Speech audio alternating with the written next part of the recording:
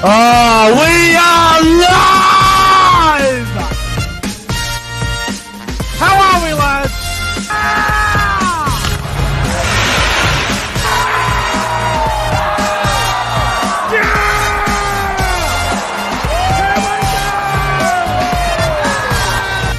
Come on, the footy!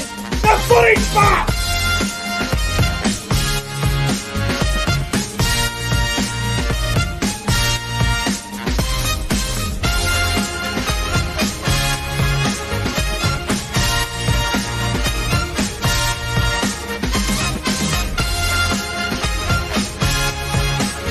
Guys, subscribe to the channel. 5, 4, 3, 2, 1. Yeah! The Cowboys win it! Woo! Hey, welcome back to the YouTube channel. I am Nick from Australia. Welcome back to the Rugby League Breakdown Podcast, episode number 36 for your Wednesday evening. It is 7:07 p.m. here in New South Wales, and tonight, as always, I am joined by ProEnzo, Vidz, and Sam REVILL, and special guest tonight, Hold the Ball. I'll start with you, ProEnzo, Vidz, mate. How the hell are you going, my friend? Yeah, bro. I'm going well. Great to hear. Sam, well. Mate, how are you, my friend? Yeah, going well, mate. Thank you again for having me. I'm so excited to be joined by Hold the Ball again, man. It's great to have him. Love talking to him online, dude. Yes, and shout out to Hold the Ball. Hold the ball, mate. Thanks for coming on the podcast tonight, mate. How the hell are you going? Yeah, good, man. Excited. Thank you for having me. Well, it's going to be a great show, guys. We've got plenty of things to talk about tonight. We're going to be talking about this new NRL forward pass technology bullshit that they're going to trial in the trial games. The Tamalolo vaccination situation. We're going to talk about Josh Adokar being named the Indigenous All-Stars captain. Is it a good thing? Is it a bad thing? We'll let you guys know how we feel about that. Roosters denying Joey Manu from playing in the All-Star game. The New Zealand Maoris chairman is pretty pissed off about it as well. And Newcastle Knights set to name Kalen Ponga as the captain. So plenty of things to talk about. And also we'll go through the All-Stars. We'll give our preview and prediction for the All-Star game, and we'll also preview the Super League Round 1 fixtures as well. But before we get into anything, shout out to the live chat. I can see we've got heaps of people in the chat. It's hard to keep up with the live chat. Shout out to the Just Rugby League YouTube channel. I was having a good look at that channel the other day, and I'm going to say a lot of great content on there, so everyone should go and check out Just Rugby League, a very good rugby league YouTube channel. Really enjoyed what I say on that channel. So shout out to Just Rugby League. Also in the chat, I just seen this as well. Did not expect this as well. Shout out to Warriors NRL Fanatics in the live chat with a $7.99 super chat. How bloody good is this? He goes, gets in. The footy is back. So keen. Shout out to Warriors NRL Fanatics. I hope you're doing well, my friend. And mate, you didn't have to send in $7.99, but, mate, I'll take it. I really appreciate it, bro. It means a lot to the channel, and thank you for the $7, bro. Did not expect that, but shout out to Warriors NRL Fanatics for that as well. But without further ado, let's get into it. The chat's going berserk, so hope everyone in the chat enjoys the show. But as always, like and subscribe. Go and subscribe to ProEnzo Vidz if you haven't already. Sam REVILL, and go and check out Hold the Ball, fellas. I'm telling you, you will not be disappointed what you see on the channel. But first thing we're going to talk about, guys, some terrible news that came today. Rugby League immortal Johnny Raper passes away at the age of 82. This is obviously terrible news for the game. Johnny Raper, he is an immortal, one of the greatest players to ever play rugby league. I know majority of us didn't really see him play, obviously different era and all that, but this is terrible news. Apparently he passed away due to dementia, I believe. I don't want to be wrong in saying that. I'm pretty sure it was dementia. Correct me if I'm wrong. I'm pretty sure that's right. But this is terrible news, fellas. I'll start with you first, Sam, mate. When you heard about this news today, what was your instant reaction? I think it was about midday when I found out. and I just deep dived into his Wikipedia and read up on everything because, as you said then, didn't watch him play. There are games being played right now on KO. And to look at everything that he did in the game, I'm grateful for, and I send my condolences to his family and friends, and may he rest in peace, the immortal John Raper. Well said, bro. What about you, ProEnzo? Vidz obviously didn't play in the era that you saw, or that any of us saw, really. But mate, when you heard the news about Johnny Raper passing away today, what was your instant reaction to this? Yeah, so it was about midday as well when I first heard the news, like lunchtime or something. And yeah, I was a bit shocked because, you don't really expect to see this sort of news out of nowhere. And yeah, it's just unfortunate to be him who passed away. So, hopefully his family's going okay. And hopefully, yeah, condolences to his family. And hopefully, he rests well up there. He was a great player and won 8 premierships, was, really good for the Dragons from memory. So, yeah, it's sad. Sad. What about you? Hold the ball, mate. What was your instant reaction to this when the news broke that Johnny Raper passed away? Yeah, look, I'm probably the least qualified to sort of give an answer on this one here, but my understanding, is obviously he's an immortal of the game, a legend of the game, somebody who has, I guess, won a lot, as ProEnzo mentioned, with the Dragons. It's sad, it's not great to hear, but in saying that's condolences to the family, and yeah, I'm sure it's a name we won't forget, obviously being an immortal, so yeah. For me, obviously, it's hard for us because we didn't see him play, but he's arguably the greatest St. George player of all time. He's an immortal. He paved the way for so many players and other generations, and it's obviously very upsetting. And I was at work when I saw this. I was just about to finish work, and I went on my phone there, and I seen the news that Johnny Raper had passed away, and I was like, oh, well, this is terrible news. Got home, told my dad, who obviously he's a big Dragons fan, and my dad saw him play, and he said he's the greatest player that he's ever seen. So, it's terrible news, and may he rest in peace. And if anyone out there wants to take the piss out of it, because I know some people on social media already have, because I didn't see him play, then those people need to grow up. But it's terrible news, and may he rest in peace. One of the greatest rugby league players that has ever played the game. So, Sammy, if there's games on KO right now, then maybe tonight I'll go back on KO and maybe check him out. Just to show some respect, go back and watch him play and see what kind of player he was. Because it's hard for us to see him play. I'm going to do the same thing as well, man. And I think I will tonight as well. If you don't mind and if you allow me, man, he played over 260 games and he started his career in Newtown in 1957, and he played for the Jets for a couple of seasons, or the Colts as it were, and then he played with St. George from 1959 to 69, and he was a captain and coach in his final season with St. George as well, and took him to the semi-finals that season, and he's also a Clive Churchill medalist, 39 Australian tests, and as a 2002 Australian Hall of Famer and a 2002 International Hall of Famer. Yeah, it's a grey old day in the rugby league universe today. Yeah, terrible news, and hopefully his family's doing okay. Obviously, it'd be very heartbreaking for them. So hopefully, hopefully everyone in the family's doing okay. But terrible news. Yep. Johnny Raper has passed away, and hopefully his family and all that get well soon, because that's terrible news. But let's move on from Johnny Raper. Terrible news to hear that he passed away, and wish him all the best. But let's move on to the topics, fellas. Topic number 5. Straight off the bat, something I don't want to see happen in the game. You guys might have a different view on this. Topic number 5, NRL. They are set to trial the forward pass technology in the NRL trials. Do you guys like it? Do you guys hate it? Personally, I'm not a fan of it. I don't want to see it happen at all. I'm not a fan of this whatsoever. I'll start with you. Hold the ball. NRL is going to trial this in the trial games, apparently. Do you like this, or do you just think technology needs to stay away from the game as much as possible? Yeah, look, I'm sort of split between. Obviously, the game of NRL itself is very progressive. Technology as well is involved, right? Especially in terms of players being fit, keeping them fit, the technology they use. So for me, I'm not too surprised really that a ball will be used in terms of the technology.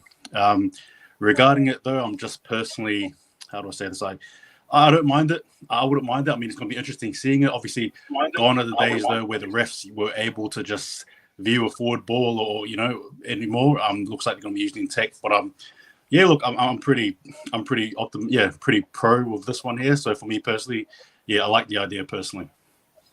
Yeah. What about you, ProEnzo Vidz? Are you a fan of this? Do you want to see the forward pass technology come into the game, or do you think we have too much already? No, I think it had to happen because I think we've seen a couple of games in the past where this sort of rule might have been used for that sort of particular game. I guess that sort of downside of it is that if it gets overused, like if the referees or whoever is controlling that rule consistently checks like over and over that pass went forward or it didn't. So I guess overusing it might be a bit of a problem, but other than that, I don't think it's that bad. I think I'm pretty happy with it. Yeah. What about you, Sam? You like this, or do you think it shouldn't happen? It depends if they're using the So they're using the technology for the middle of the field, or is it just going to be exclusively I don't know, man. in try-scoring situations? I don't know all the details, but they are going to trial this forward pass crap. Well, as far as midfield decisions, I don't like the technology. Maybe in 15 years when it's better, but not for midfield. And you don't need forward pass technology, as Lorenzo insinuated just then, to pick up on some of the forward passes that led to tries last season, because there were a dozen of them. And the Kane Bradley against the Storm. That's one of them, but it still didn't get us the win, though, did it? No. And I think the bunker should start ruling on it in the bunker. But as far as midfield decisions and the technology and how it could be used, I think we're about a decade away. I want to stay clear from that as much as possible. I hope that made sense. I do not want to see this happen at all. I do not want to see it. I don't believe we need it in the game. I've said this before, and I'm happy to say it again. The NRL and rugby league in general is a better game without the technology. It always has been better without it. I know referees are going to get stuff wrong, but that's what they're there for. They can't get everything right. And they got the bunker. The bunker is the most useless piece of shit going around. The bunker get more things wrong than they do right. They pay $10 million for the bunker. The bunker's hopeless. And now they want to trial a forward pass technology where it's going to be absolutely chaos. I mean, it's going to get to the point, what's going to defy a forward pass? Is a pass going sideways going to be deemed as a forward pass? Is an accidental knock-on that goes backwards, play advantage, going to be deemed as a knock-on as well? I reckon this has just got chaos written all over it. If the NRL trial this and they end up approving it and then they like it, everyone will fall in love with it, and then I'll be sitting here waiting for everyone to be criticizing. I'm like, righto, I told you I was right. It's going to happen. I believe this is going to be a bad thing for the game. I don't like it. I could be completely wrong here. It could be the best thing ever, but I don't want to see more technology in the game. We have enough with the friggin' bunker. We don't need this trial in the forward pass crap. We don't need it in the game. You got anything you guys want to say about that?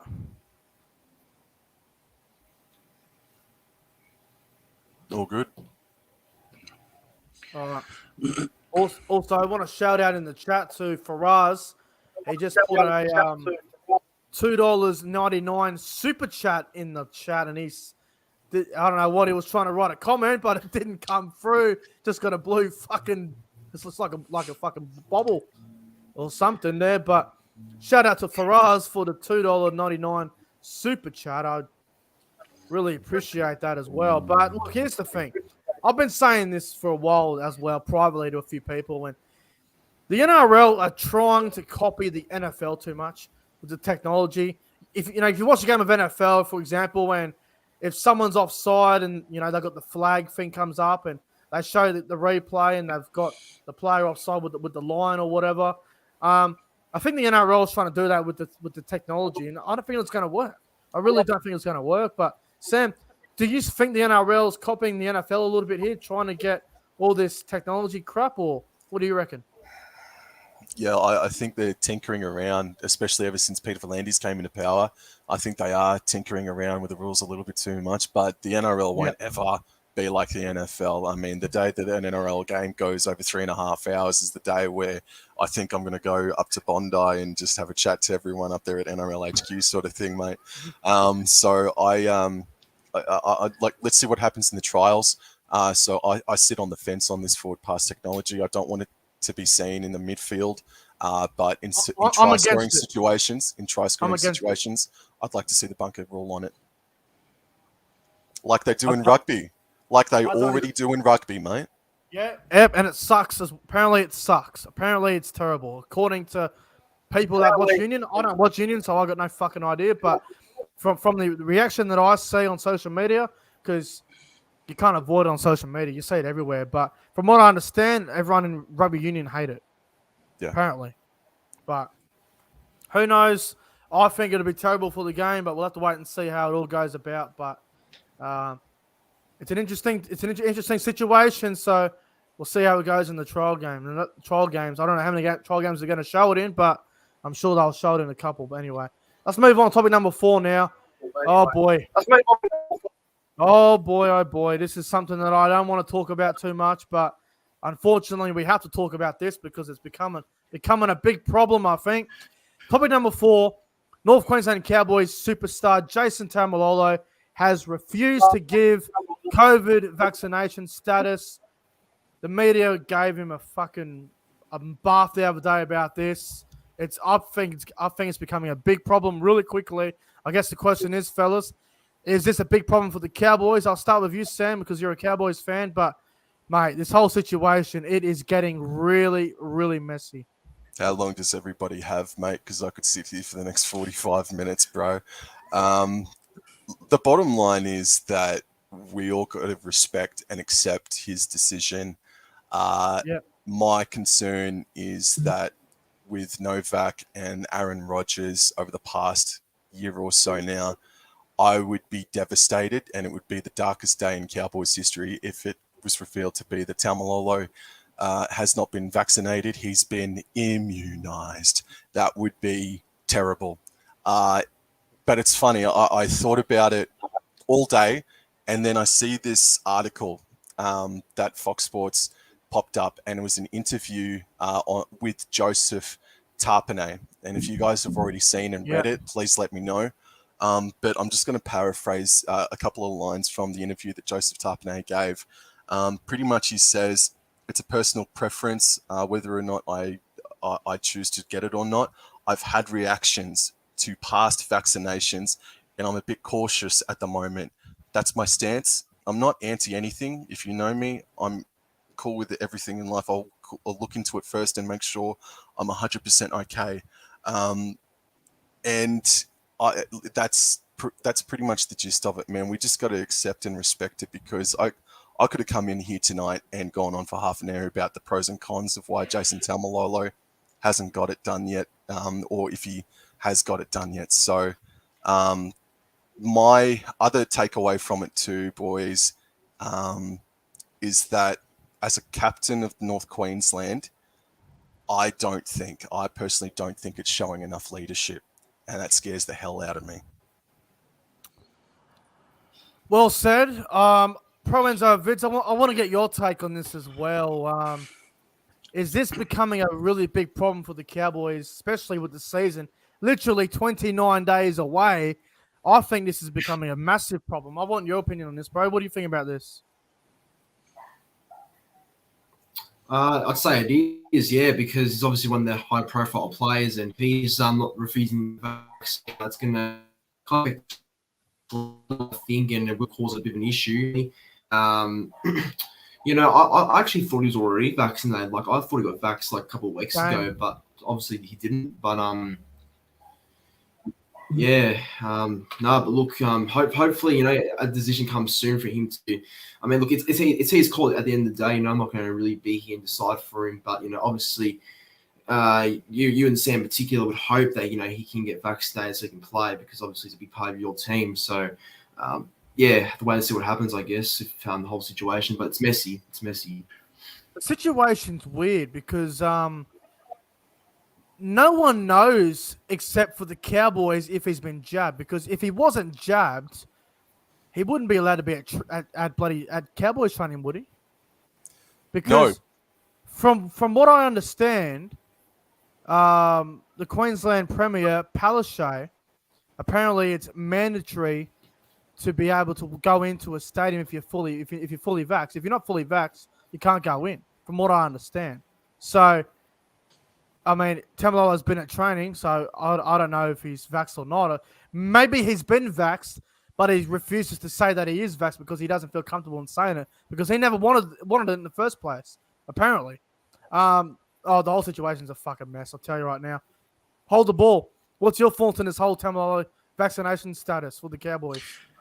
Yeah, look, I think it is messy. Sort of just look, I guess, at society as a whole. Obviously, there are people who are against it. There are people who are for it, and obviously, we got to understand that our players as well have their own opinions and thoughts on it too. So, I guess we got to sort of give leeway and respect there. However, obviously, as Sam mentioned, he is the captain of the team, and obviously, being captain as well, there's that responsibility, and I suppose that sense of urgency that he should be showing as the leader. Now, I'm not going to tell you guys my own personal thoughts on the vaccine. That's not what it's about. But is it a problem? Look, I think it is, because obviously the NRL have a stance on it, and it's basically get vaccinated so you can play. There's no ifs or buts there, obviously. Yeah. So it's not about whether the players feel comfortable or not comfortable. It's just the fact that this is the rules. If you want to play, if you're a contracted player, if you want to earn that NRL money, that dollar, you've got to get it done. But is it a big problem? Absolutely is. And I think as Cowboys, as you guys, as fans, you guys deserve to know. I mean, I know it's private, but I think you guys have a right to know, is he vaccinated or not? Because this is your captain, and you guys are heading into a big season. And if things aren't, I guess, shown or revealed, it might be a bit rocky for you guys heading into the season. Well, when the restrictions were in place here in New South Wales, I had to show them my fucking vaccine fucking thing if I wanted to go to a pub. I mean, that's fucking bullshit. And I don't want to go on about that, but if you have to show your vaccination status when you walk into a pub, then Tamalolo has to show his vaccination status when he goes to the game. So Paddy G just corrected us in the chat as well. He said you don't have to be vaccinated. You don't have to be vaccinated to go to training. So that's a good thing, I guess. I didn't know that. But this whole situation is a huge mess. And look, I said this a while ago. John Asiata wasn't jabbed, and it's not his fault that he's not playing in NRL now. It's the government's fault for making things compulsory with the whole jab thing. So it's not the NRL's fault. The NRL is just taking orders what the government's putting out, really. So that's Nick, keep me on a short leash, mate. Keep me on a short leash. That's the thing, man. If Jason Taumalolo has been vaccinated, come out and say it, bro. I know you've got your privacy and you don't like the media around you, even at the best of times, bro. Swallow your pride, man, and get the media away from you. Whether you have been vaccinated or not, let everybody know. That's my opinion. If you are vaccinated, it goes away. We're all happy, cool. But the further you don't answer the question, man, the more doubt it casts over you. And if you aren't vaccinated, if he came out yesterday and said, I'm not vaccinated, but the NRL allowing me to play, that's still a good thing for you, Taumalolo. That's still a good thing for you, Cowboys. Why? Because the attention, all that media, turns to the NRL. And we forget about Jason Taumalolo and North Queensland Cowboys. And we start asking Abdo and Volandis the question, how and why? Please be more specific and clarify the rules on players' vaccinations. Oh, man, keep me on a short leash, Nick. Keep me on a short leash. I'm not going to say much on it because the situation's still a bit of a mess. But all I'm going to say on this situation is hopefully he's jabbed so he can play. We need him for the season because he's a very important player for our squad. He's our best player. He's our captain. Now, if he's not going to be allowed to play, then we're going to need a new captain. And if we're looking for a new captain, I'm probably looking at maybe a Reece Robson, maybe a Chad Townsend. I'm looking at those sort of guys for captain if Tamalolo is not allowed to play. But we'll find out what does happen in the coming weeks. I'm sure of it. And go ahead, Sam. What do you want to say? Just on your point, man. So Joseph Tarpanay, it said in this article that in round 2, ironically enough, when Canberra travel up to Townsville, he's already said, "Nah, I won't be able to play." And then the Raiders are travelling to Redcliffe, or they're travelling again to Queensland again later on in the season, only 4 weeks later. I'd love to ask Canberra Raiders fans how they feel about Joseph Tarpanay missing out because he hasn't been vaccinated. He chooses not to get vaccinated. Now, he's given reasons because he's had adverse reactions to vaccinations in the past. But if Tamalolo doesn't get vaccinated and he misses out on games throughout the season, that's $1 million that's going to waste a couple of times a season, man. And yeah, in that case, we got to start looking for a new captain, mate. And Reece Robson would be a great option, but he's homesick. It's come out in the off season. He's homesick. So we're not going to give the captaincy to Reece Robson. Jordan McLean, unfortunately, should be no more than a vice captain. Cohen Hess, I think he's overloading on focusing on his own game at the best of times. And that's why I keep up bringing Hylam Lukey. Not immediately, but if we can hold on to him for the next 4 years or so, maybe in year 3 or year 4, make him that captain. But that's my problem, and that's my main issue with North Queensland at the moment, is that besides Tamalolo, who is starting to have a bit of a grey cloud over him at the moment, there's not a real standout leader up there at North Queensland. And that's quickly, because I do want to move on from this Cowboys stuff. This Tamalolo thing's a mess. If Tamalolo can't play, if he's not allowed to play, we need a new captain. Give me your captain tomorrow. Who's the Cowboys' new captain if Tamalolo can't play? Tomorrow, since Chad Townsend would be my captain tomorrow. Yeah, me too, I think. And people are going to say, oh, that's funny. Why would you make that? Well, one, he's experienced. One, he's a halfback. He'll be on the field all the time. He's a quality player on his day, and he knows how to he's got leadership qualities. He's got to say, why not? Yep. But anyway, thanks, HGB. Thanks, Lorenzo.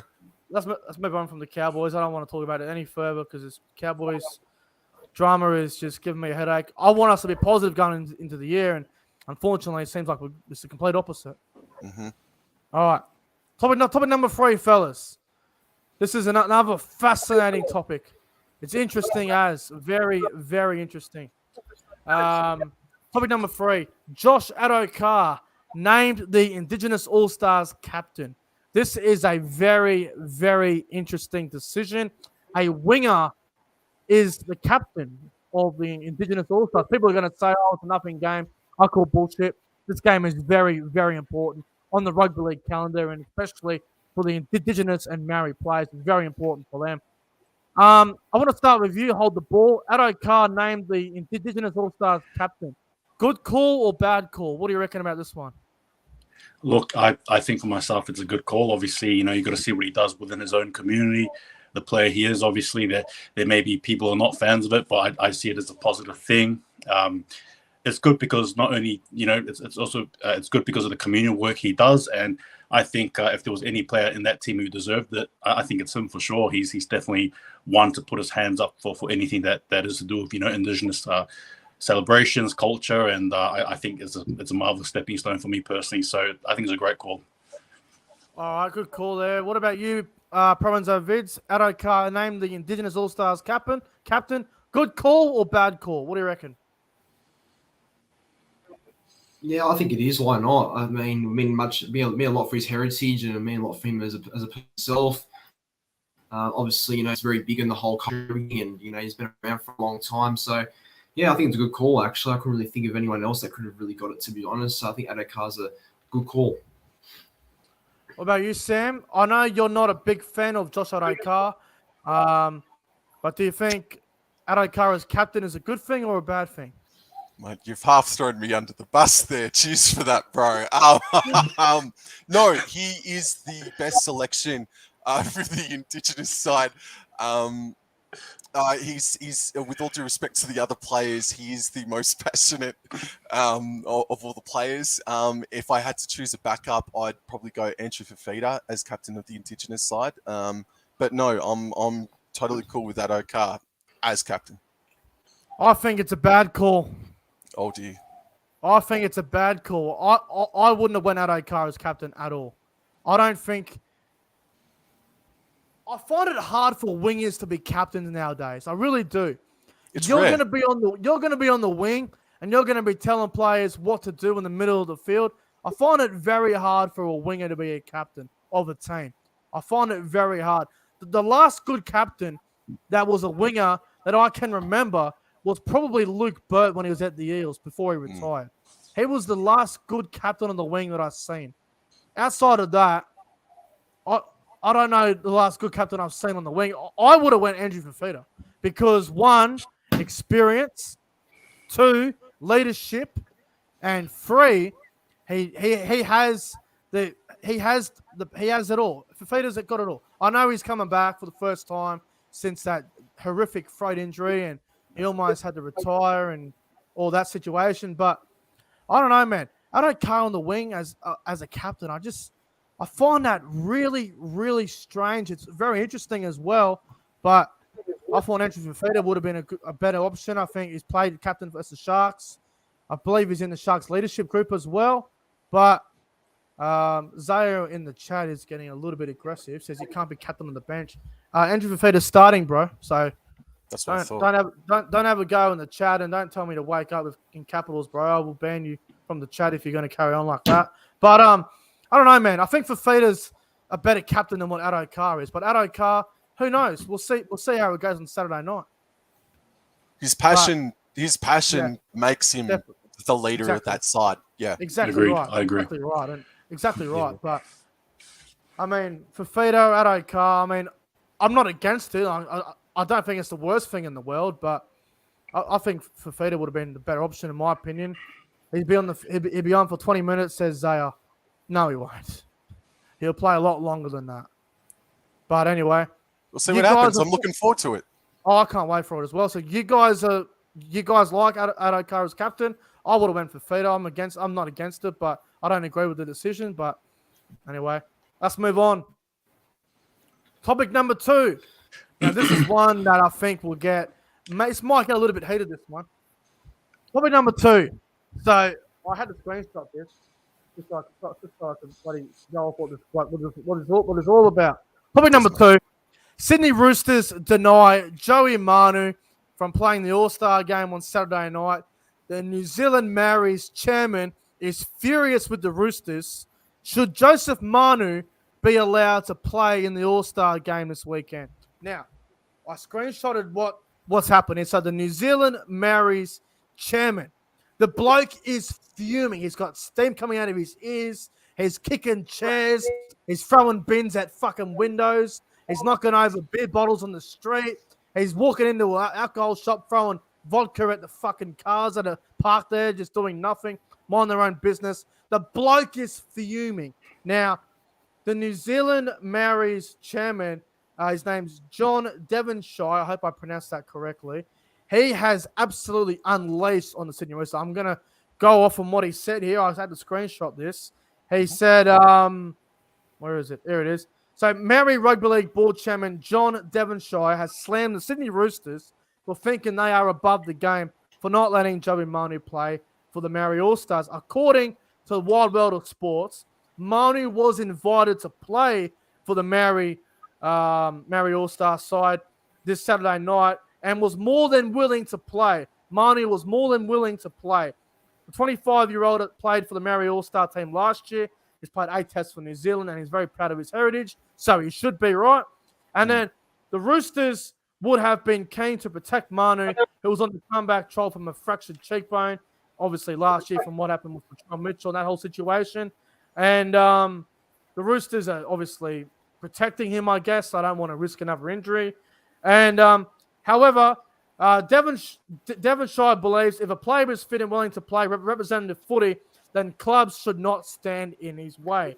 And the other thing he said as well was he believes that the Roosters and other NRL clubs, they are ruining the All-Star game after blocking Joey Manu's chance to play. He was very keen to play, being a proud Maori lad, but the Roosters said no, which is obviously disappointing. And he also went out and said he can understand that point of view where he got hurt last year and hasn't played since the broken cheekbone situation. But looking from over here in New Zealand, it seems like that the clubs are ruining the games in Australia. And that's all I'm going to say on that. Far out. He's not happy. I'm telling you, he's got the shits. He's pretty pissed off. I guess the question is, fellas, should Joseph Manu be allowed to play, or are the Roosters in the right here from blocking him to play? I'll start with you, Hold the Ball. What do you think? What do you think about this whole situation? Yeah, look, the irony behind this is that there's actually a player called Tapua, and he's actually playing for the Maoris too, and he's actually part of the Roosters squad. So they let him go and play, but then they've kept Joey Manu. So again, a bit interesting there. Obviously, as fans, we want to pack up. We want to sort of watch the best of the best play. Granted, there's no injuries, and if you have a player like Joey Manu who's putting up his hands to actually play, I suppose he should be able to play. It's not a good thing that he's not able to, and I guess the Māori board have every right to be upset and be furious. I know I would be, especially if I was selected, say I was in Joe Manu's shoes. But again, I just find it really ironic that so Joe Manu can't play, but they've already got the other Roosters player who's I think he's like the 18th man. But again, it's just Mitchell, a bit conflicting there. I think it's Latrell Mitchell's brother, isn't it? Shaq Mitchell? Kapua. Oh, okay. I wasn't sure who it was, but yeah, okay, interesting. Far out. It's a very ugly situation, isn't it? It's very ugly. So, Manu, wowee, not allowed to play because the Roosters said no. What about you, ProEnzo? Do you agree with the New Zealand Maoris chairman, or do you agree with the Roosters on this situation? What do you reckon, bro? Oh, the chairman's got a fair point. He wants to play. Let him play. He's playing for his. He's playing for his. I think it's a bit wrong by the Roosters for doing that, being reluctant to let him play.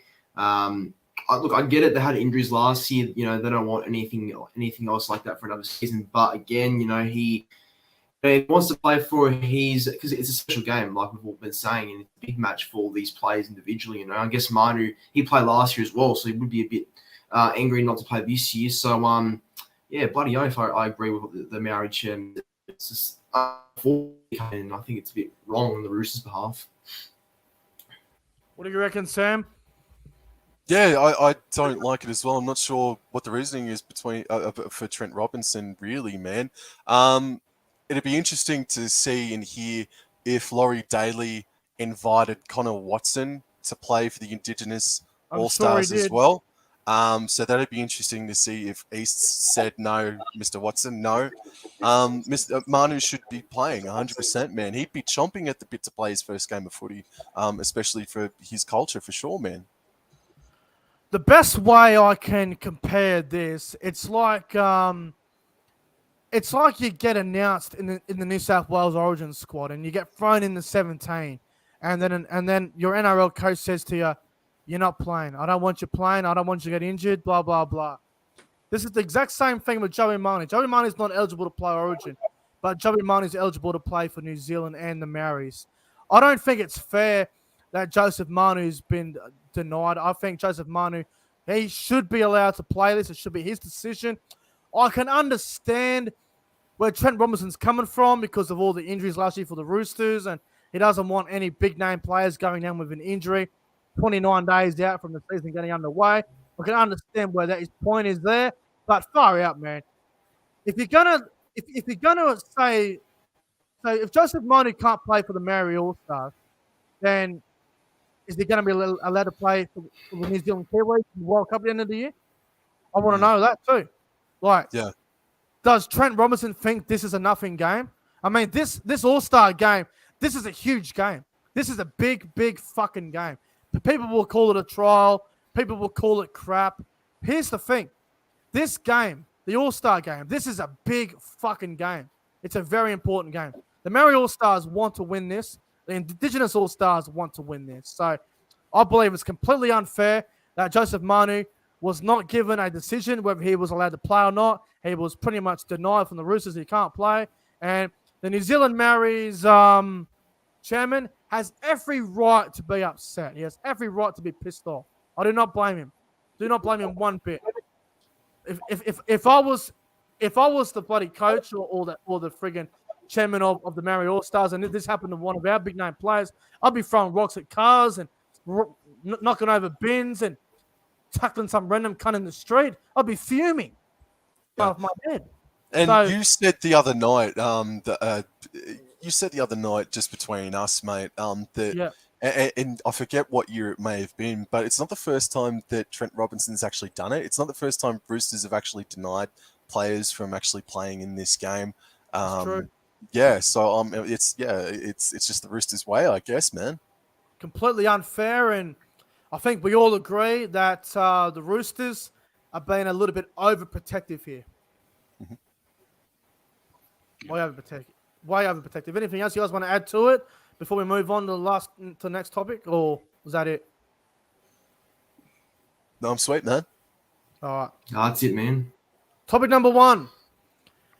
I don't know about this one, boys. This is interesting, fellas. I don't know where to even begin with this. Topic number 1. Kalen Ponga, Newcastle Knights fullback, set to be named Newcastle Knights captain. Apparently, it'll be announced probably at the end of the week or next week or something. From what I understand, Kalen Ponga will be named the Newcastle Knights captain. This is a very, very bold decision from Adam O'Brien, the Newcastle Knights coach. Very interesting. Should Kalen Ponga be the Knights? Should Kalen Ponga be the Knights' new captain? I'll start with you, Sam. Should he be the Knights' captain?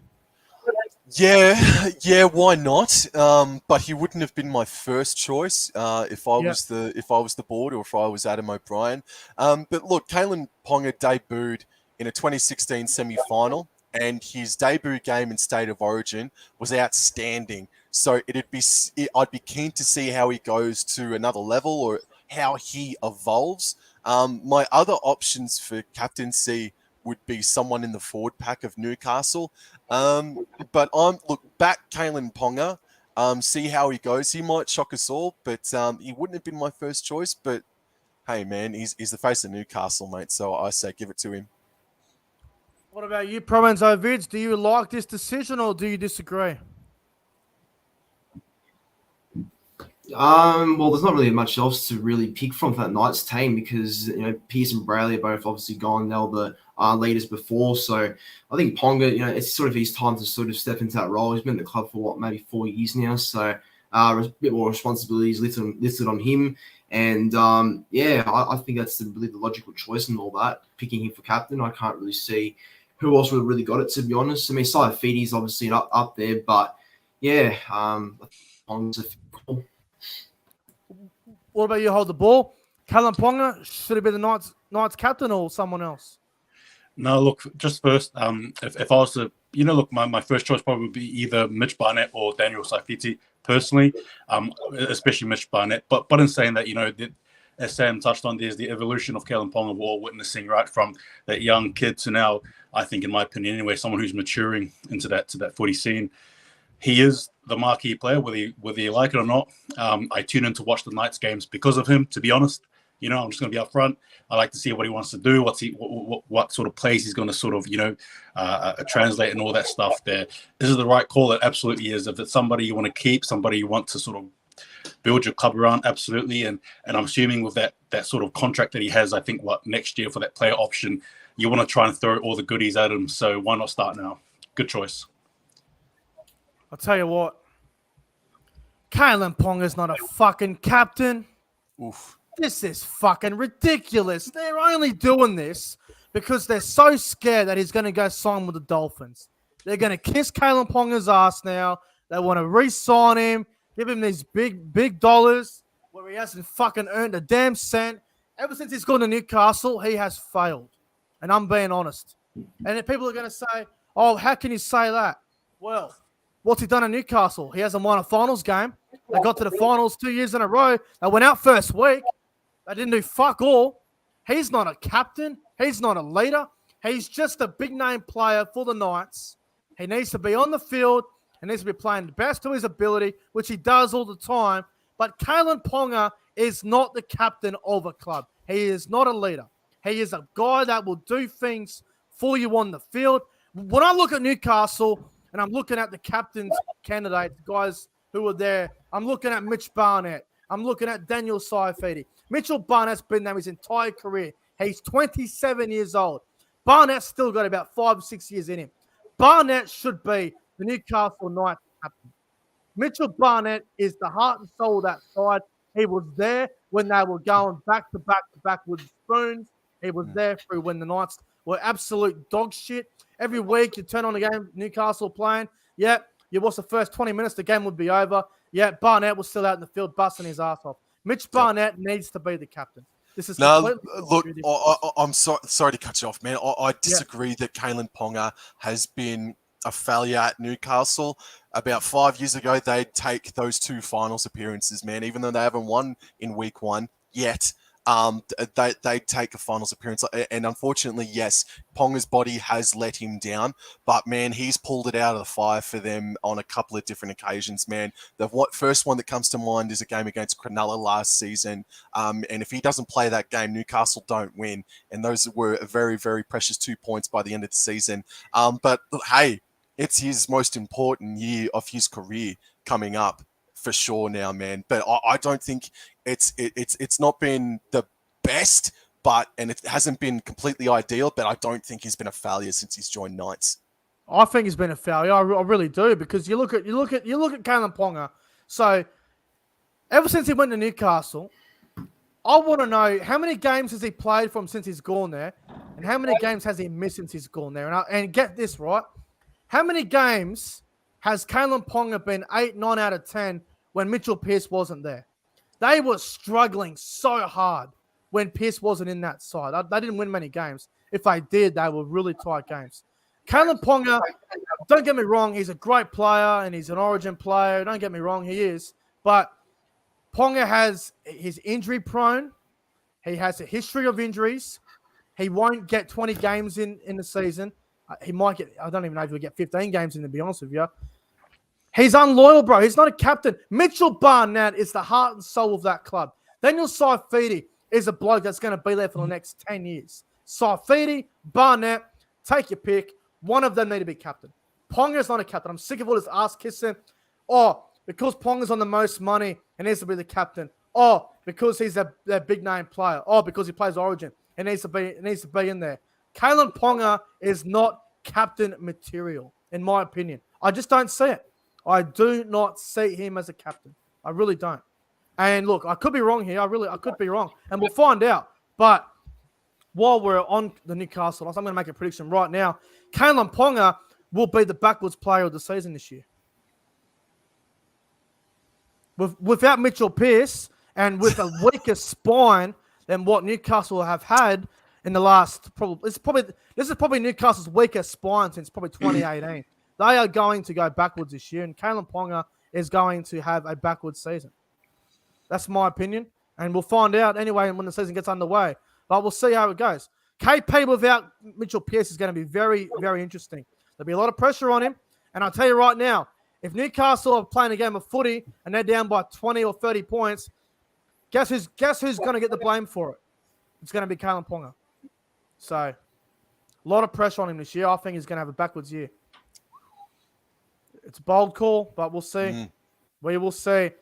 But they're all the topics out of the way, lads. And let's get into the All-Stars preview now, fellas. The NRL All-Stars, it all kicks off on Saturday night, 8:10 p.m. here in New South Wales. It's going to be absolutely fantastic. Cannot wait for the All-Stars game. Saturday night, it's going to be an absolute cracker. Cannot wait for this. Let's go through the games. Let's dissect it a little bit. When you lads first look at both sides, who do you think wins the game on Saturday night? Do you think it's going to be a really tight game? Do you see a blowout? Is there any player that we need to keep a close eye on? I'll start with you. Hold the ball, mate. All-Stars game on Saturday night. What do you reckon, bro? Look, my decision, my choice hasn't changed from yesterday, bro. Still going with the Maldives. It's going to be a tight game. I still reckon it's going to be Maldives win, probably a close game. Players to watch out for, obviously Josh Adokar. I reckon for the Maldives, James Fisher-Harris as well, Joseph Tarp in there. Or even Josh Curran as well for the Indigenous All-Stars, which I'm definitely looking forward to seeing play. But that's Maldives for me personally. Yeah. Yeah. What about you, Sam? Maoris versus Indigenous should be a close game. What do you think about this game when you have a look at it on paper?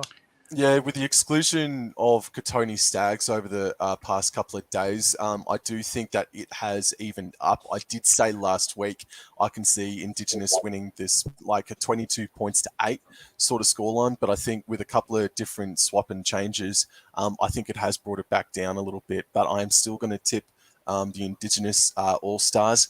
I really hope Braden Trindle and Nico Hines give us a massive glimpse of what Cronulla fans are hoping that they're going to see this season. And I can see it maybe coming into an 18 points to 12 sort of scoreline going the Indigenous All-Stars way. What about you, ProEnzo Vidz? Maori versus Indigenous, Saturday night, mate. What are your thoughts on this game? Yeah, look, I said last week in my preview that I think the Indigenous All-Stars will win. I guess with now Stags being out, that makes it a bit more even. So, yeah, look, it'd be a good game because both teams have quality players and, I think both back lines and both forward packs are pretty equal. So, yeah, I think it's going to be a good game. I'll still back the Indigenous All-Stars side to win probably about 12 to 6 points. Yeah, should be a great game on Saturday night. All right, well, let's go have a look at both sides, lads. I want you to pick out one player that you reckon is someone that we need to really keep a close eye on. Who's one player to watch for the All-Star game on Saturday night? Well, he's not hard to miss, but Dave Fafita, mate. I think Dave Fafita could be an absolute key to victory, mate. And I reckon Dave Fafita for me for the Indigenous side. Okay, interesting. What about you? Hold the ball. A player to keep a close eye on Saturday night. Yeah, I go with either. I definitely agree with Sam there with his pick for sure. But I guess for the Māori side, for me, I'll stick with James Fisher-Harris for sure. Yeah. What about you, ProEnzo Vidz? Player to watch on Saturday night in the All-Star game. I reckon Jesse Ramian. I think he's going to go men's school. I think he's going to have a big game. So Ramian for me. I'm going to go someone completely out of nowhere. A player that you guys need to keep a real close eye on. He's coming off the bench on Saturday night. I reckon he's going to have a very good game. I reckon his impact is going to be fantastic. Keep a close eye on Royce Hunt. Keep a real close eye on him. He's a big bopper. He's very similar to Talakai, but he's more of a middle forward. This Royce Hunt bloke, I'll tell you right now, the bloke's a damaging forward. He's a front rower. If he plays 20, 25 minutes, he could be the reason why the Maoris could win on Saturday night. If the Maoris All-Stars do win, he could well and truly be the reason of his impact off the bench. But what a game it's going to be on Saturday night. I cannot wait for it. But let's get into the predictions, shall we? So I'll start with you, ProEnzo Vidz. Mate, I want a anytime try score from you, and I want a margin for the result. Who wins, Maori All-Stars or Indigenous All-Stars? What do you got, bro? So like I said, Indigenous All-Stars win. I'll go with a score of maybe 24 points to 16. And players to watch, I'll back one of the Manly boys. I reckon Dylan Walker is a player to watch. I think he might be anytime try scorer. I said like anytime try scorer, bro. Yeah, I said Dylan Walker, yeah. Oh, Dylan Walker. Okay, too easy, bro. What about you? Hold the ball. Who wins on Saturday night? Give us a margin and an anytime try scorer. No worries. Yeah, the Māoris win 18 points to 14. Tight, close match. And anytime try scorer, Cody Nikorima. Oh, Nikorima. I love it. That's bold. What about you, my good friend Sam? Uncle Sam? Whatever they want to call you. I'm not that bloody old. No, you know what? Andrew Fafita is going to score a try in his comeback game. And that would be the highlight of the NRL season, man. It'd be amazing. And I'll go 18 points to 12 Indigenous side. And generally, I hope he does score that try, man. I hope he does too. You should throw some money on it. He'd be $30 wouldn't he? Hey, something like that, anyway. What? Any time try score for Andrew Fafita? Yeah. I'll tell you. Give me 2 seconds. Here we go. Sure. Anytime try scorer, Andrew Fafita, $6.50 anytime try scorer. Oh, I forgive him enough credit then. Gee whiz. $6 for Andrew Fafita. Or is that David Fafita? I said Andrew. Andrew Fafita anytime, $6.50. Andrew Fafita, he's $6. Whoa, that's all with all respect. Wow, I'd chuck bloody 150 on it. Anyway. Hang on, I'll make sure I'm correct. Yeah, Andrew Fafita, $6.50. Unbelievable. Unbelievable. All right. For me, I'm going to go the Indigenous All-Stars. I'm going to go the Indigenous All-Stars by 8. I'm going to go with a scoreline of 30-22. I think we're going to get a very high-scoring game on Saturday night. I see the Indigenous All-Stars with all their attack out wide. I can see them scoring 4 or 5 tries, and the Maoris will find a couple of tries. So I'm going Indigenous All-Stars, 30-22. Anytime try scorer, I'm going to go. Let's go. All right, you're going with Fafita. You're going bold, eh? I'll tell you what. I'm going to go Josh Curran. Curran to score. He doesn't get many meat pies, does he? Hold the ball. Not at all. He doesn't mind he doesn't mind trying the back row, Curran. He has scored a few tries there. I remember last year I had him first try against someone, and I ended up winning big off it. So, Josh Curran, anytime try scorer, not a bad price. But it's going to be a great game. So, me, ProEnzo, and Sam are all going the Indigenous All-Stars. Hold the Ball's going for the Maoris.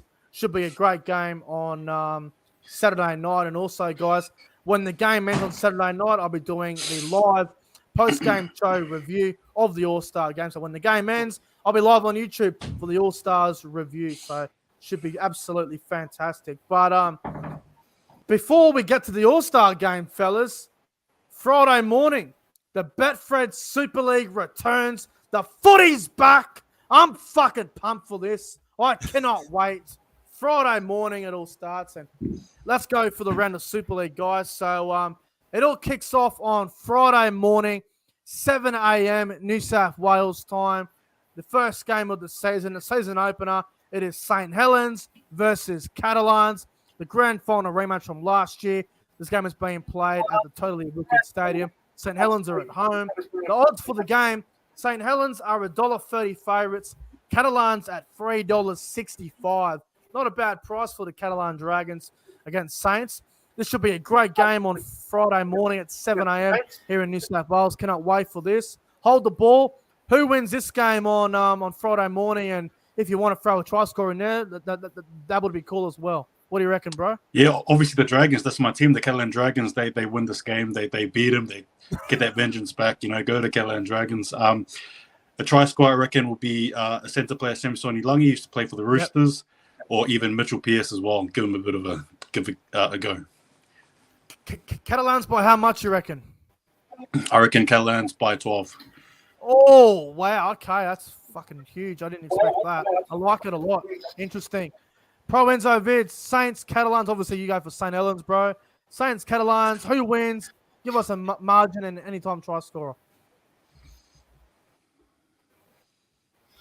Yeah, so hold the ball, mate. I think I'm backing my boys to win actually on Friday. I think, go back your team, I guess, and I think, Catalans will be good, but, I think with some of the new signings and, Jack Wellsby is obviously going to go well, hopefully replacing Lachlan Coote as a fullback. I think, we're looking pretty good. So I'll back our boys to win by about 8 to 10 points at best. Yeah, sounds good, mate. What about you, Sam? Saints versus Catalans. Who wins? Give us a try scorer. What do you reckon, bro? Oh, mate, I'll back Catalans to get their grand final vengeance against St. Helens away from home. And, mate, I'm really not all that familiar with some players. Sam Tompkins, I guess. He's a fullback for Catalans, so I guess I'll back him for an anytime try scorer. And yeah, Man of Steel, of course. I'll back Catalans to win between 1 to 12, something like a 16 to 14 scoreline. If they win, it'll be bloody close. If they win, I'm telling you right now, the people in France will be going absolutely mad. They'll be going berserk. And Mitchell Pearce's debut, it's going to be fantastic. Look, I'm going to go with St. Helens here. I think at home they'll be too strong. If this game was in France, I would be tipping the Dragons here. But I think at home, Saints, they look a bit more primed for this. They look a bit more comfortable than the Catalans do. Catalans have got new combinations that still need to gel, and it's going to take more than one trial game to get things going. So I'm going to go St. Helens by 10, and anytime try scorer, I'm going to go with the big front rower, the best forward in the Super League. I'm going to go with Alex Walmsley to score a try. I think Walmsley can barge over the line. Should be a great game on Friday morning, 7 a.m. in New South Wales time, and the game is also on Fox and KO. So I'll be live streaming the game as well, guys, so tune in. It's going to be phenomenal. Cannot wait. All right, let's go to the next game, which is on Saturday morning at 7 a.m. here in New South Wales. This game is not on TV, by the way. This game's not televised. It is the Castleford Tigers versus my team, the Salford Red Devils. Cannot wait for this. The Castleford Tigers are $1.25 favourites here. Salford at $4.10, which is massive overs for Salford. Did not expect them to be $4.10.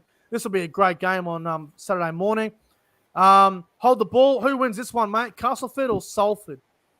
Yeah, look, I'm going to have to go Castleford Tigers here for sure. Fucking hell. Yeah, sorry, man. 12 plus. What try score? What try score do you reckon? I reckon Mai for Noah. Oh, fuck. All right, fair enough.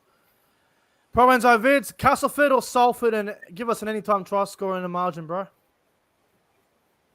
Yeah, I think actually it's tough to pick because it's a winnable game for both sides. But I tipped Salford just by about 4 points. Try scorer. Look, I'll give you two, one from each side. So I'll go with Akawala from Salford, and for Castleford, yeah, look, I don't mind McShane from dummy half. I don't mind that. So that's what I'm going with. Yeah. What about you, Sam? Castleford or Salford, margin and try score. What do you reckon, bro? You know what? At what did you say? $4.10 about Salford. I'm gonna back the Red Devils for you, mate. I'll tip the Devils, and I'll go. Didn't Kenny Seo score the most tries last season? Yeah, I'll go Kenny Seo, mate. Salford to win. By how much, you reckon? 1 to 12. 1 to 12. 1 to 12. Come on, Salford. I'm backing Salford. Can't go against them in the first game. We're playing Castleford at the Jungle. It's a tough trip, but I believe Salford can win this. It's a tough game. It's one that's winnable for us. I mean, if we're playing anyone else, I think we'd probably get beat. I mean, if we're playing someone like Hull or Wigan or something, we'll probably get clapped. But Castleford's a great way to start the season for us. So I'm going to go Salford by 6. Anytime try scorer, I'm going to go with Brody Croft. First game. Brody Croft to score. Why not? Now let's go to the other game, which is also on Saturday morning, 7 a.m. New South Wales time. This game is on Fox League and on KO. It is Hull KR versus Wigan. This is a big game as well. Probably, in my opinion, one of the hardest games to pick of the round. Wigan are $1.50 favourites. Hull KR, $2.60. And it's at Craven Park. Hull KR at home. Incredible odds for Hull KR. This is going to be a really tight game, I reckon. Could go either way. Hold the ball. Hull KR or Wigan, margin and try score. What do you reckon for this one, mate? Yeah, look, I'm going to go Wigan Warriors by 4 points. Try scorer, probably Bevan French. Is he playing? Oh, it doesn't even say. I'm pretty sure he's playing. Yep. Okay, interesting. Bevan French. Good call there. ProEnzo Vidz, Hull KR or Wigan, bro, and margin and try scorer. Hull KR 1 to 12, and anytime try scorer or try scorer at least. I reckon Abdul will score for Hull KR. Jordan Abdul, I like that a lot. What about you, Sam? Hull KR, Wigan, margin and try score. What do you reckon for this one? Yeah, looking at both the teams now, man. $2.65 about Hull KR is very nice odds. And both of these sides last season either scraped in or just scraped out of the top six, if I'm not No, mistaken. they both made it. Or they both did Wigan, make it, but they were yeah, very, they both very made it. similar. They were very, very Yeah. similar. So yeah, no, this will be a very interesting game. So you know what? I'll go. I'm going to go Hull KR, and I'll go Corbin Sims to score a try. Oh, He didn't mind the try when he was in the NRL, and I think I'll back him to make an impact and get Hull KR a 1-12 win away from home. Corbin Sims, you're fucking crazy. That's incredible. Thank you. That's incredible. I'll tell you what. I'm going to go Hull KR as well. I think at home, I think Hull KR are going to have a better year than Wigan. I've actually tipped Wigan and missed the finals this year, so I reckon Hull KR are going to win, and I reckon they're going to win by about 8 points. And I'm going to go. Let's go Ben Crooks, the Hull KR Wigan, the Hull KR winger, to score 2 tries. I reckon he'll get a double. Should be a good game, this one. Now, let's go to the next game, which is on Saturday night, 11:30 p.m. New South Wales time on the new Channel 4 over there in the UK. Leeds versus Warrington. This is a very, very big game. Tough one to pick. Could literally go either way. But the big news, Leeds Rhinos 5'8". Blake Austin is out. He is not playing. He's been suspended. He is not playing. So, big blow for Leeds. This is a tough game to pick, I tell you. Could genuinely go either way. I'll start with you. Hold the ball, Leeds or Warrington? Yeah, look, I'm going to go with the Leeds Rhinos here to win the game. I reckon by 2 points. And David Fusitoa as well to be try scorer. Of course, you would go David Fusitoa. He's played for the Warriors. Not surprised there. I don't blame you, though. Wingers always score tries, so I don't blame you. Leeds is interesting. I think it will be a tight game. There's no doubt about it. ProEnzo Vidz, Leeds or Warrington, bro? Try scorer and margin. What do you reckon? Yeah, I'll go Leeds Rhinos to win by about 4 points, and anytime a try scorer, I'll back Reece Martin. Oh, Reece Martin's a good call. I love that. What about you, Sam? Tough one to pick, isn't it? Yeah, man. You know what? I'm gonna back the Warrington Wolves. I think I've tipped all the away sides so far, but I mean, we're in for a crazy bumper year, man. So I'll tip the Warrington Wolves to win, and if I'm not mistaken, George Williams. I'll go George Williams as an anytime try scorer, 1-12 for Warrington. This is such a hard game to pick. It could genuinely go either way. If Blake Austin was playing, I'd probably go with a flip of the coin. But with Austin being out, it might affect Steves a little bit. He'll have to do a bit too much. I'm going to go Warrington. I'm going to go Warrington by 8, and anytime try scorer. I'm going to go with the new off-season recruit. I'm going to go with Oliver Holmes in the back row. I reckon he can bag over for a try. He's good at scoring tries, Oliver Holmes, and so is Ben Curry, the back rowers. So Oliver Holmes to score, Warrington by 8. Now let's go to the next game, which is another tough one to pick. Well, not really tough. I think this is an easy one to pick, actually. This game is on Sunday morning at 6 a.m. at New South Wales time. This game is on Fox League and on KO. It is Toulouse Olympian versus the Huddersfield Giants. This is another game where if Toulouse if Toulouse are going to be out for one game, it's going to be this one because it's their first game in the Super League. The odds for the game are in. Huddersfield Giants are $1.25, Toulouse at $5.10. Big odds for Toulouse, but interesting game this one. Hold the ball. Toulouse or Huddersfield? Try scorer and prediction. What do you reckon, bro? Yeah, look, I've got a soft spot for French Rugby League, so I'm always going to go back to French here. Toulouse for me, anytime try scorer, probably, I reckon either Paul Marcon or Lucas Albert, and I reckon probably 6 points. Wow, that's a bold prediction. I like it a lot. ProEnzo, Toulouse or Huddersfield, bro? Yeah, I'll keep it nice and short. Huddersfield to win by about 16 to 18 points, and I'll back in Jermaine McGilvray, yep, good call. What about you, Sam? Toulouse or Huddersfield?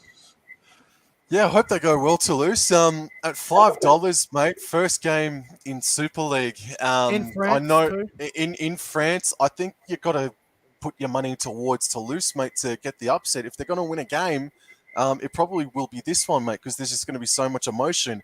As an anytime try scorer, I'm looking at the list here. I mean, there's just random names popping up all over the joint, but I guess I'll go for Ilias Bergau. I'll All back right. That's Ilias nice. Bergau at centre for Toulouse, and Toulouse will win 1-12 in front of their home fans.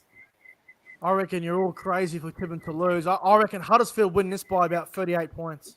Oh, strike me pink. I can't say it being close. I think Toulouse will be in the game for about 20, 25 minutes. The first 25 minutes, Toulouse will go all out. I think Huddersfield will be too good. Huddersfield by 38, and I'm going to go the Huddersfield Giants fullback, Will Price, to get a hat-trick. I'm going to get 3 tries. True. I just can't see it being close. Toulouse might be okay for 20 minutes, but I think Huddersfield, the class, I think they'll be far too good for the Toulouse Olympian, but we'll see how it goes. And the final game, lads, Monday morning. This game kicks off at 2 a.m. New South Wales time. This game's not on TV, unfortunately. It is Wakefield versus Sam Revill's team, Hull FC. The odds are in. Hull FC, $1.60 favourites. Wakefield, $2.35. No Jake Connor, obviously, due to a broken hand, which is a big blow, but they have some good depth there, Hull FC. Hold the ball. Who wins this one? Give us a margin and a try scorer. Yeah, look, Hull FC for me, 13 plus, and I reckon Josh Reynolds as well, try scorer. Oh, I love it. Josh Reynolds. Good call there. What about you, ProEnzo? Wakefield or Hull FC? Yeah, Hull FC to win probably roughly by about 8 to 6 points, and I'll back in winger for a try for Hull FC. All right, Sam, give us your prediction, mate. Hull FC, what do you reckon, brother? Yeah, it's a shame, mate. Just a couple of weeks beforehand, not only Jake Connor is out for the first few weeks of the season, but we've also got Manu Ma'u that's not playing for us, and we've got Kane Evans that's going to be out for at least a quarter of the start to the season. There's a gentleman called Joe Lovodua. He's got number 14 on his back, and he's never played first grade in all of his days. He was down at St. George Illawarra Dragons and South Sydney Rabbitohs, but never got a start at first grade. And it looks like he's going to get his first ever first grade run this weekend. Up the early birds, and with a spine when it finally eventuates. Luke Gale, Josh Reynolds, Jake Connor, and Danny Horton. That's a really solid spine, man. And I'll go Luke Gale to score a try in his first game for his new club. Go the early birds. Go Hull FC. By how much? 1 to 12, you reckon? No, 13 plus. I'll back him 13 plus by about 16 points. I'll tell you what. I was tempted to go Wakefield. I really was. I was tempted. But I just don't know if they have the quality to win this game. I don't know if they have the spark to win. I don't know if Mason Lino and Jacob Miller, the Wakefield halves, I don't know if they're going to be able to outsmart the experienced halves, the likes of Josh Reynolds and Luke Gale. I know Jake Connor's a big loss, but I think Hull FC will get over the line here. I think it'll be a close game. I'm going to go Hull FC by 12. Closer than people think. Everyone's going Hull FC by 20, 30. I reckon it'll be higher than that. Hull FC by 12. And for an anytime try scorer, I'm going to go with Hull FC loose forward / back rower Jordan Lane. I reckon he'll buzz over for a try at some point. But it's going to be a great round of footy. The Super League starts Friday morning. We got another Super League game on Fox on Saturday morning, Sunday morning. The All-Stars on Saturday. Lads, I just want to say this, and I think you guys are going to appreciate this a lot. Block your ears if you want, but the footy's back. Yes. Finally, Yes. the footy's back. The world's good again. Fuck the lockdowns. Fuck the bloody government. Fuck all them. The footy's back. The world's getting back to the world. The weekends are going to be good again. Every weekend's it's felt empty. It's felt like shit. Now we've got the footy back on. The world's back in order. It's how good's footy. Nah, looking forward to it, man. Looking forward to it. I'm going to fucking try and commit pumped. to it full time, man. I'm going to try and commit to it full I'll time, bro. I'll tell you right now, I'll have no sleep, especially with the hours of the Super League. And Yeah, oh, man. mate, I won't have any sleep. I don't fucking care. The footy's on. It's all that matters. Hey, dude. Hold the ball. It's, dude, such a pleasure to talk to you again, man. It's been months, and it's been a really good conversation with you tonight, man. Cheers for coming on, bro. Yeah, thanks. No, no worries. Hey, thank you, man, and thanks, Nick, and you as well, Enzo. Appreciate it for sure. It's been good. Well, Been mate, good. thank you for coming on the channel tonight. Really appreciate your time. But as always, ProEnzo, Vidz and Sam, always good to have you on. Always been a great show.